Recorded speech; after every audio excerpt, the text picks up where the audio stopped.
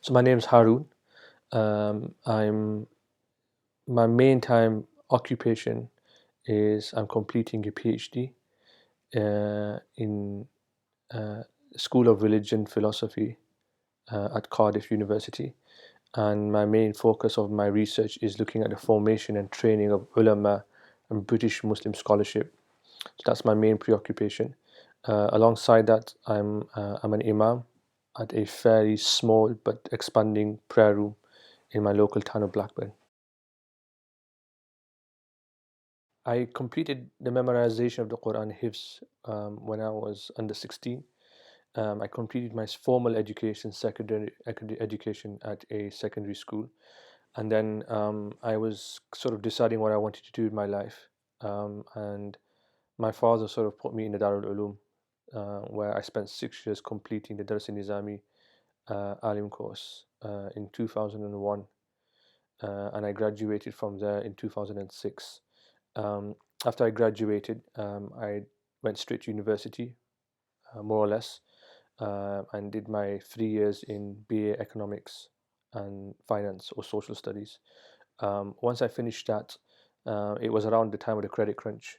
Credit crunch really kicked in around that time, so I already had a job lined up, but the company that offered me the graduate position said we can't take you on right now. We need to take you on next year. So because of that, I traveled a little bit, which I don't really talk about much, but I traveled to some of the Middle East countries, North African countries, to study and meet people because I was going through a phase in my life where I was sort of, um, I wouldn't call it an existential crisis because I think that's a bit of a stretch, but I was looking for some sort of identity, some sort of mooring, which would help me. And then I completed that, and then I started working for uh, a fairly large, well-known, leading consultancy company. I worked for them in various parts of the country, qualified and worked as a chartered accountant. And then I sort of met my wife and realized that this job doesn't suit a Muslim who's married and wants to do lots of other things with his life. And so I had to make a decision. And so I kind of left that position. Um, and then we moved back to Blackburn, where I am living now. And then I did my qualification in teaching. So I'm a qualified math teacher. I have a master's in education as well. And I was doing various other things, trying to set myself up on my own business. Um, and then this opportunity came to do the PhD, which is on a Jameel scholarship. It's a funded scholarship, which I applied for. And I'm actually in my final year of that right now. I couldn't give you a sentence about what's the purpose of a madrasa. Um, For me, it starts from the basic. The purpose of a madrasa should be to teach the basics of Islam at a very strong level. So when a student comes out there, he is able to, number one, unlock texts. He's able to have a basic discussion on their faith. Um, he is able to, or she is able to know where to look when they're asked the question relating to religion specifically. Number four, most importantly for me, is for them to know that there's certain fields that they just can't answer and it's not their field, and realize that actually I need to pass this on. That needs to be embedded with them as well because, if you've read Sherman Jackson's paper on Islamic secular, this is a really important discussion that needs to be had. And there are certain things which are within the Sharia and it's pretty much defined, and then there's other things that are under divine gaze, which the scholars don't generally necessarily have to have expertise and knowledge in as well. So I think that's at a very fundamental level. The madrasa should be doing that in modern Britain. Having said that, um, because we're living in a world, uh, we're living in a, if you can take a postmodern world where things are changing at a phenomenal rate. I think it was Bauman who said liquid modernity.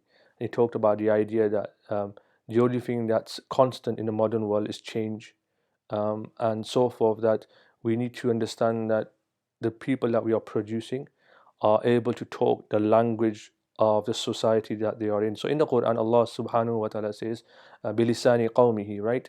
Now, if you take the literal meaning, it means you talk the language of the people. But it's also about talking about the frames of references of these people. So being able to have some familiarity with Kant or Heidegger or whoever else it may be, and being able to say, okay, That's not all haram.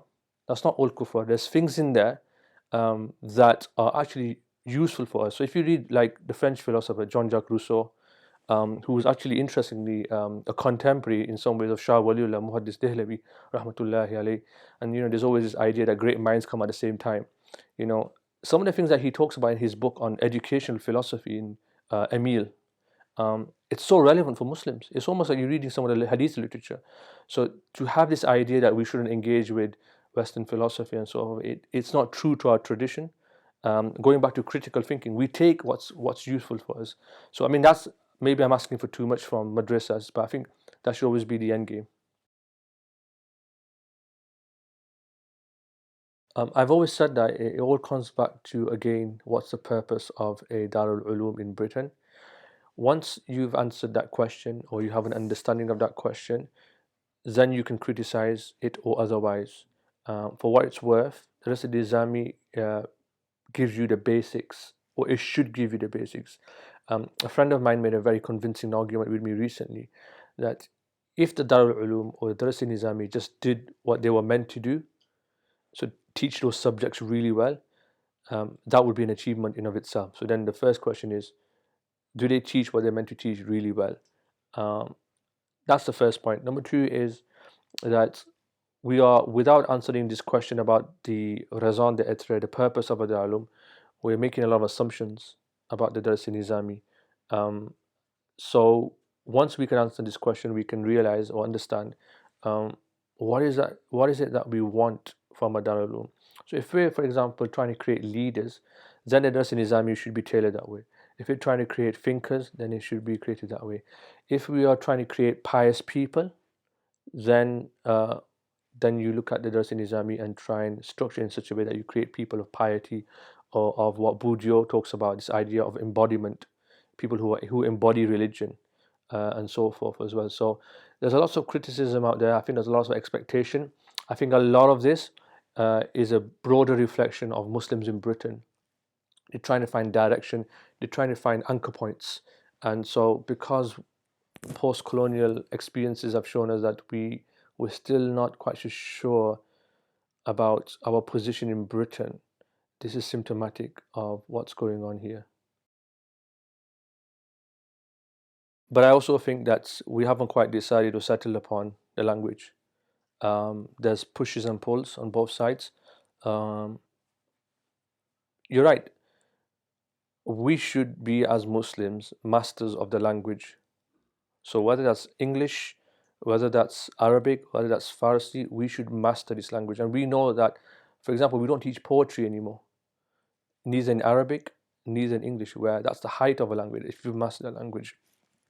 So I think you're right. The part of the problem is that we haven't quite decided on the language that we want to use to teach our students. The more languages you learn, the better. So I'm a big believer that whether it's Persian, French, whatever language you learn, but we should teach it at the highest level, and we should expect nothing less from our students and from our teachers as well. And I think that's part of the issue that we have. Good question. I mean, as much as CMC is loaded and it's presented as a sort of uh, an authentic model or a new model and so forth, we still have to wait for the results of it. So we've had people who have graduated. Now we need to find out what are the graduates doing, right? So how many of their graduates are in certain fields that are making a difference and so forth as well. So as much as they might be teaching some really interesting subjects and they might be mouth-watering and so forth, at the same time we need to look at the nata'ij, the results of what's going on. So we have to throw some caution into the wind here as well. All I will say is this, and I'm not for or against Darulooms or CMC, because for me, whether it's Ibrahim College, whoever else it is, all I want is a group of an institution that serves British Muslims' needs. That's all I want. I don't care who does it, where it comes from, for me, because that's the important thing here. The second thing is, in my mind, there will emerge. It has to emerge. There has to emerge an institute or a group of people who will come out with a model that's authentically British and that will serve the needs of the community. Now, those who are not ready for it, Those who are waiting, those who are reluctant, they'll struggle. Those who are brave enough to dive into this field and make some changes and try things, are not scared to do things, they will make a difference. And it all goes back to, we always talk about, the early scholars where, there was the Muwatta where people were writing the Muwatta, and, we only have the one Muwatta really now because, why? It was the sincerity of Imam Malik, rahmatullahi alayhi, who, his sincerity and his word was the one that is known as the Muwatta. So the same thing will happen in Britain. We'll have institutions that will people will realize. And the final point on this one is, I think the people who will decide which one stays and which one doesn't is will be the people on the street, the Muslims on the street. They'll start sending their children to places where they think they are getting the best value. At the moment, certain people are sending their children to Darul Uloom. I've seen changes, for example, where parents are not sending their children just for religious knowledge, not just for religious knowledge, it's also for what we would call secular knowledge. Now, there's different discussion whether you can call it secular and so forth, but Muslims want best of both worlds. That's a common sentence I always hear, that we want the best of both worlds for our children. So, any institution that can do both and do a high level will be, for me, the one that will supersede everyone else. I'm uh, I'm seeing increasing number of young people coming out, um, and what they're taught in Darul, which is valuable and definitely of some emancipatory value, is that they're coming out and they're realizing that, how can I put it, um, empirically, what they're seeing and what they're reading doesn't match, and there's this conflict taking place because what happens is you inherit the world of the text. And there's a really good book, The Logic of Lawmaking in Islam. His name is Sadigi, a really important book. He's basically looked at some masail in Hanafi madhab and done a methodological study. And towards the end, he draws some conclusion. Towards the end of the book, he draws a conclusion. He says, look, when scholars write things in a text, um, that doesn't always necessarily mean that they believe in what they write, because you're writing that because you're conforming to a tradition. So he might write a certain masail, a furu', for example, but at home he's doing something else. And the problem is that's because the weight of the tradition is so powerful, so monumental, that you have to conform to a tradition. And the problem there is then we think that's the ideal world. We idealize the world according to that. You can't live according to the text. But because we live in a Darul and we study in a Darul and we're not really told actually this is how it is in the text, but people live differently, then you have a challenge. Because the empirical world and the textual world doesn't reconcile, and it never will, because that's just idealism, right? It doesn't work, and so that's very important. I think the way we can bridge that gap somehow, and in the last 6 months, I've been a big believer in this. I haven't been able to um, sort of write it down and kind of write my thoughts on it, but I believe that ulama who are graduates who really want to make a mark in Britain seriously, um, should, after their studies, engage in the humanities and social sciences rather than becoming doctors and engineers. And that's fine, that's no problem, no one's stopping us from doing that. I believe that if we're going to create a generation of thinkers and people who are going to leave books behind which are going to create ideas and for people to take forward, is we need to create a generation of ulama who are engaged in the social sciences and the humanities. That's really, really important, because that's basic fiqh. You can't be a scholar in modern Britain if you don't understand the modern world. I think it was Abdullah ibn Mubarak. He was sitting in the marketplaces and just observe society. That's observation. That's what we now call, in social scientific research or anthropology or sociology, fieldwork or ethnographic fieldwork. You just sit there and you just observe what people are doing. How many people do that today? How many graduates actually say, you know what, just want to understand the world? So I think I've given a very long and elaborate answer, but this is how I think we can reconcile it somehow. At the outset, I don't believe wholesale universities for everyone. It's not for me to tell someone to go to university or not. That's an individual.